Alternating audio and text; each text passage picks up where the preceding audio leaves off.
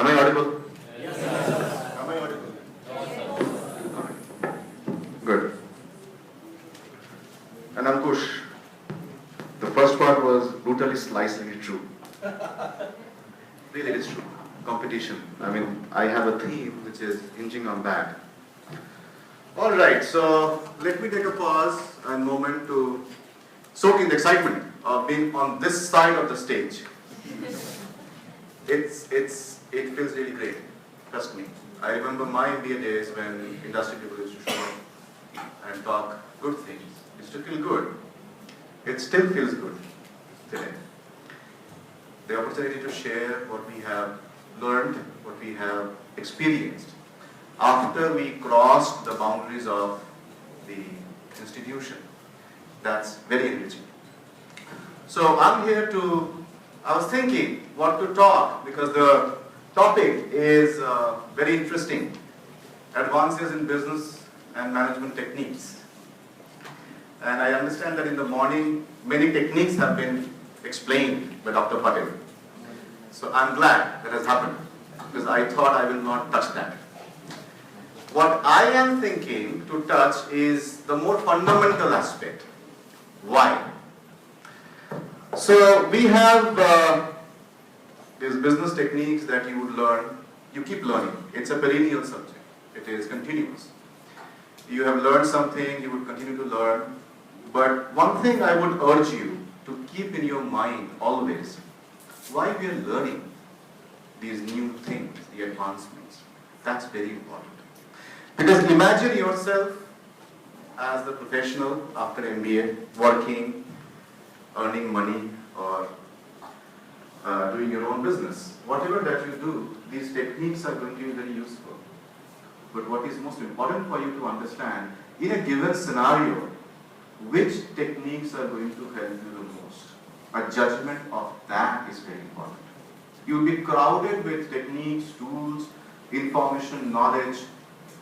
How and which one you must use. That is very important for you to understand. So I would urge you, in your 2 years or whatever number of months that you have, and throughout your lifetime of professional career, make sure that you are finding enough time to be judgmental about how you plan to use your tools and information. That's very important. Okay, so now, since we are talking about the why part of techniques, I would like to ask this question to you, if you allow me. Why do you think you need to learn all these? Anybody? If you don't have mind, just shout. Imagine this is a rooftop and you're shouting. You have a chance now. Anybody? Any thought? Why you are learning all these new techniques? tackle with dynamic environment. I'm sorry? To tackle with dynamic environment. To manage the dynamism. Okay, that's a good one. What else? Anybody else? What is the fundamental? And I have a tip for you. Ankush covered that very aggressively. To tackle competition. There you go. Competition. Whatever that you learn is fundamentally to be better than the others. That's at an individual level. At a business level, when you apply tools and techniques being part of a company or your own business, you aspire to beat competition. So that's very important aspect. And in a business, you are in multiple stages. Imagine you are in a multinational global company. And imagine you are in a startup. In both scenarios, you want to beat competition. Would you be following the same techniques, same tools? Why not? Why not? Anybody? You can't beat the new change with an old technique. Okay, what is new today will be old tomorrow. That's why change is constant. Sure, but then the question is, in an environment where you are in a global or multinational company and you are in a startup, in these two scenarios, would you be applying the same tools and techniques to beat competition? Not for start, no. No. Why? Why? problem with your vocal cords? Everybody has cough and cold? Feeling sleepy? Hungry?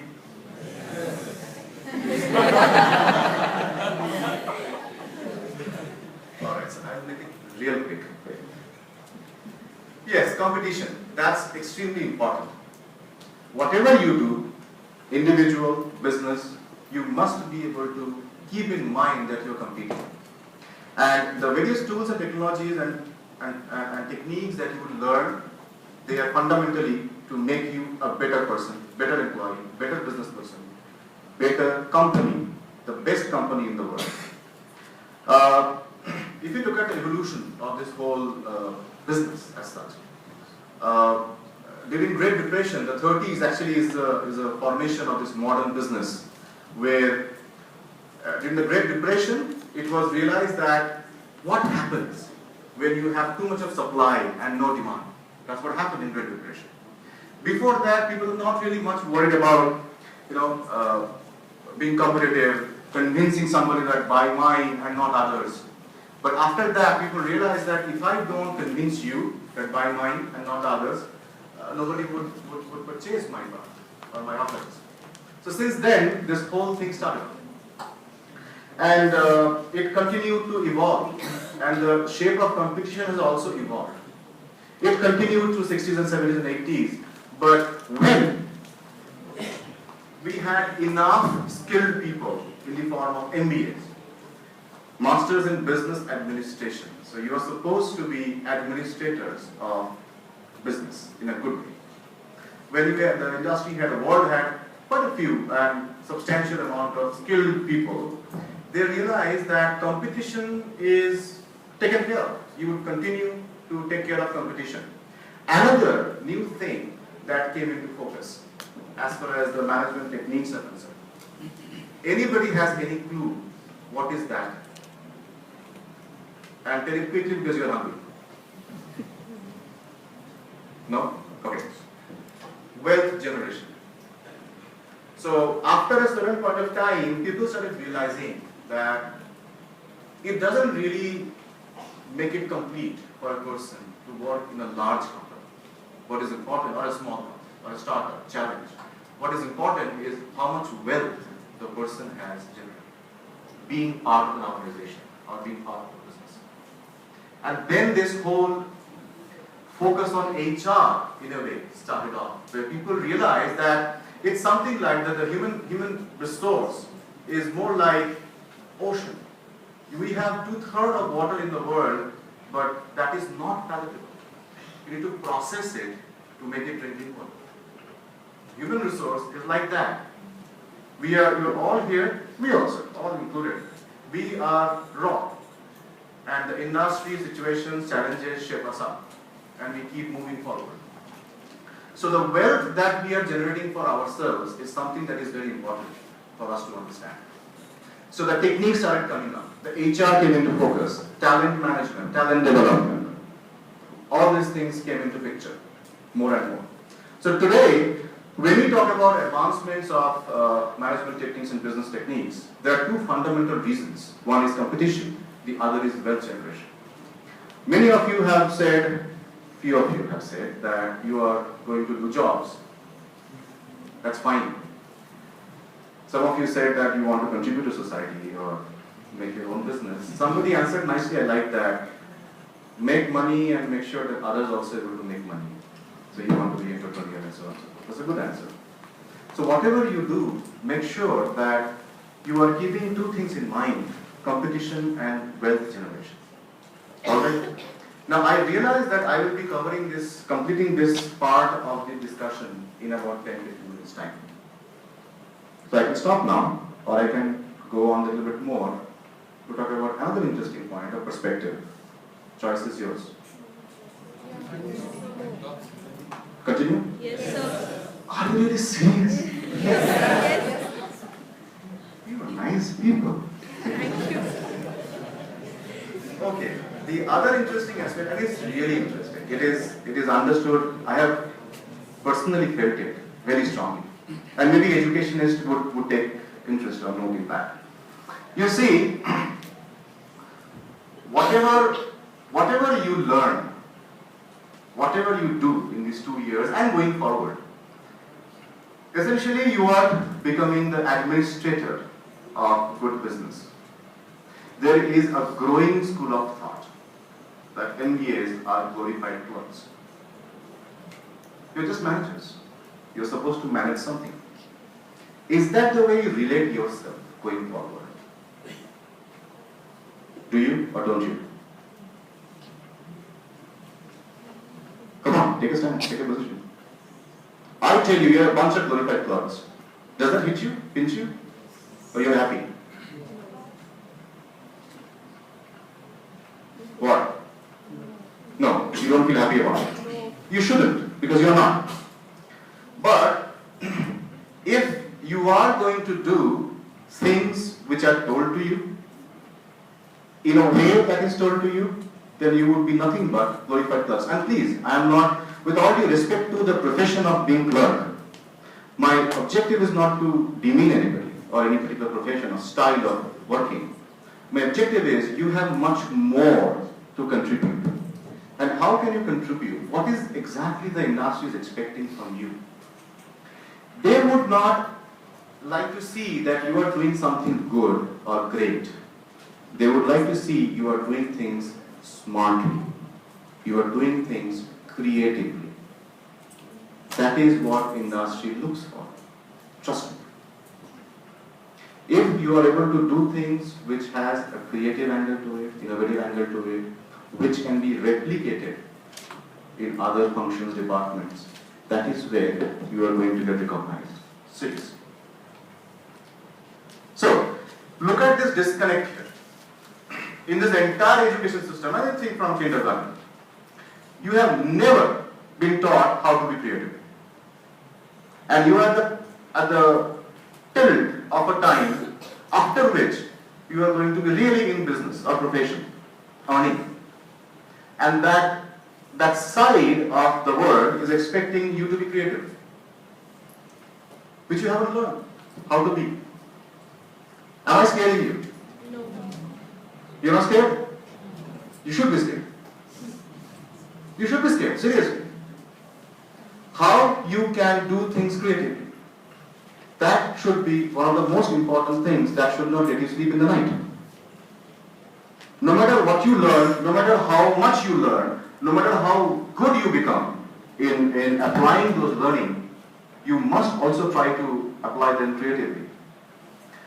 There is no education system in the world which lets you have dance as your, or music, or arts as your first subject. You have maths, science, geography, whatever. There is no system. Because it was evolved to address the needs of industrial revolution. You've got to be skilled people. You've got to be able to do some manufacturing job.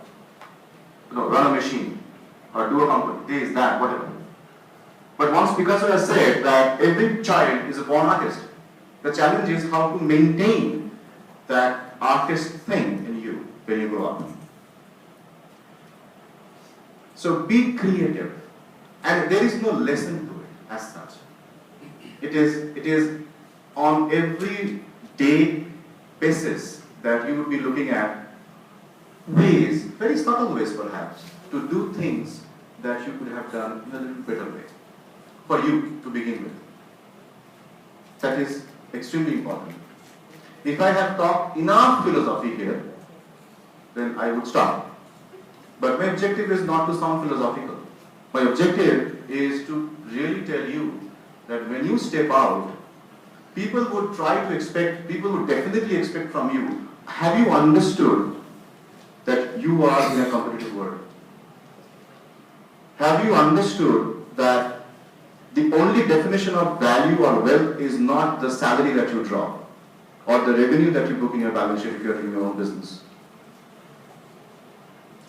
Do you think of the shareholders? Do you think of your employees? People would like to understand these from you. You may argue that I'm a fresher, so I'm naive and I have the advantage. So I'll learn all those things when I grow up in my career. The point is, the challenge is, if you do not consciously enter your professional career with the attempt to be competitive psychologically, to be able to respect the rewards that you are drawing for yourself and applying yourself creatively, you will keep moving on and will not have time for this.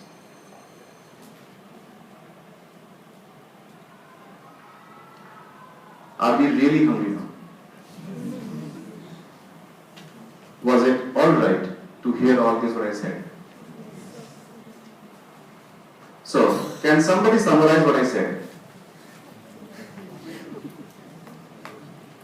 Anybody? Is there any summary at all in this? Nobody? So I would like to summarize that the main gist of this entire suggestions which you gave us was creativity. That only having bookish knowledge and these things is not going to help. This is what you're being taught right from the start. This is what you have to do it this way, that's it. But that's not what's going to help us in this competitive world, in this world where we are going to work in future. If you really want to make a stand for yourself, a mark for yourself, it starts by being creative, doing things differently. Even the same thing might be told to you, this is what you're supposed to do it, but the creative factor has to be there, which will help you to go ahead, and that will bring about innovation and better ways of handling things. Anybody wants to add to that? Thank you for this. Anybody wants to add to that? As you said, since kindergarten, we are just been said we do this, do that, we do. But when we grow up, we go to the other side of the world. They want the people, the job seekers, to think, to innovate. And we are not trained to do that. We are just told to do that and we do it. So that's Yes. why we have to learn. Yeah, just one correction here. You cannot be trained to be creative. You cannot be trained to think smarter, to think harder. You need to do it on your own. I seriously wish that there was something called Masters in Business Creativity as a program, MBE, then MBA. Because I think we have enough of MBAs. And trust me, I don't want to sound negative or any other way. Whenever I talk, I always tell this, that remember, and Ankush has also said that, remember you are at a time when, like you, there are too many others outside, including your own class. So you got to really think that you should be able to do things in the best way that you can, and not really what others are doing, what others are talking about, like Sir said in the morning about criticism and so on and so forth. Don't get influenced by all these. It is all right, and again, it is all right not to be placed from campus. It is not all right to goof up in a job interview, because you could have told something which might have given the appropriate answer to the person to feel that you are a thinking person. You are just not somebody who is told what to do. Industry does not want workers. They want contributors. So in any stage of your education or career, please keep in mind that you are actually spending, and perhaps heavily, to be someone that industry would like or accept. And the only way you can do that is by being a contributor. So don't remain just an MBA, but try to be a contributor. Thank you so very much, and if you have any question, you can ask me. Or you can go for lunch. Whatever is the format. Thank you. I'm active in Facebook. If you want to join me, feel free. I love to make friends. My friend told that in the introduction. So do feel free to connect with me on LinkedIn or Facebook. How many of you use Facebook? There was a wrong question anyway, right? Good. All right. I really enjoyed talking to you and wish you all the best. Thank you so much, and thanks for the opportunity.